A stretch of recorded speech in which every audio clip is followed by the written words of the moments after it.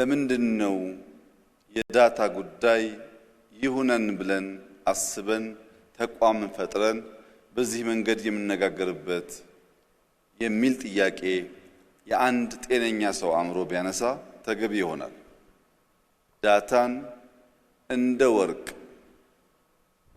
እንደ ሀብት ከስር ከመሰረቱ አይተን ስለዚያ ጉዳይ ገዶን መክረን ዘክረን አውቀን ለመምራት የምንገለገልበት ዋናው ምክንያት ራዕያችን ጠንካራ ሀገረ መንግስት መገንባት ነው። ጠንካራ ሀገረ መንግስት ለመገንባት ከሚያስፈልጉ ቁልፍ ጉዳዮች ውስጥ አንዱ ሉዓላዊነት ነው።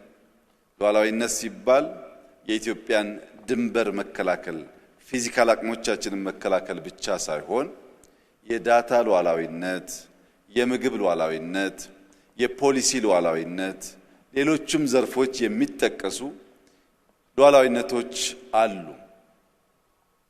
ለምሳሌ የፖሊሲ ሉዓላዊነትን ለማረጋገጥ ዳታ ሸምቶ ወይም ዳታ ተውሶ የፖሊሲ ሉዓላዊነትን ማረጋገጥ አይቻልም። ለማንኛውም ፖሊሲ ዋነኛው ግብዓት ዳታ ስለሆነ ስላለ ብቻ ሸምተን ወይም ስላገኘን ብቻ ተውሰን ፖሊሲን ብንቀርጽ ያ ፖሊሲ በተሟላ መንገድ የኛን መሻት፣ የኛን ፍላጎት፣ የኛን ትልም ሊያሳካ የሚችል ነው ብሎ መውሰድ ያስቸግራል። ስለዚህም የራስን ዳታ በተለያየ ዳታ ሶርስ ማሰባሰብ፣ ማከማቸት፣ አናላይዝ ማድረግ መቻል ለፖሊሲ ሉዓላዊነት እንደ ትልቅ ግብዓት ይወሰዳል።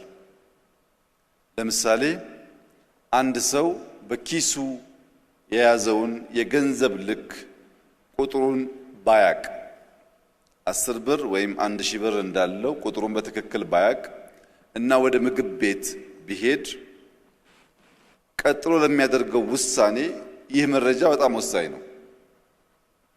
ጥብስ ነው የሚበላው ወይስ ሽሮ ነው የሚበላው ወይስ ዳቦ በሻይ ነው የሚበላው የሚወሰነው በኪሱ ባለ ገንዘብ ልክ ነው። በኪሱ ምን ያክል ገንዘብ እንዳለ ያላወቀ ሰው ሁለት ችግር ይገጥመዋል። አንደኛው የተሻለ ነገር አዞ መጠቀም ሲችል ያለውን ባለማወቁ የማይፈልገውንና የማይመቸውን ምግብ አዞ ሊበላ ይችላል። ሁለተኛ ደግሞ ያለውን በትክክል ሳያቅ የተጋነነ ነገር አዞ በኋላ ባለዳ ሊሆን ይችላል።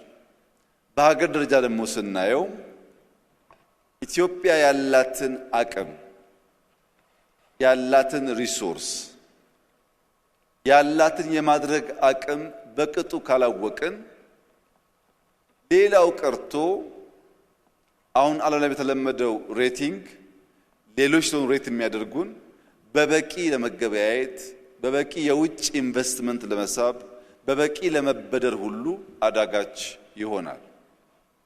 ስለኛ ልክ ስለኛ ብቃት የሚነግሩን ሁሉ ጊዜም ሌሎች ከሆኑ እኛ ለዛ ፕሮሰስ የምናዋጣው ምንም መረጃ ከሌለ ትክክለኛ ኢንፎርሜሽን ትክክለኛ ሬቲንግ ላይሆን ይችላል።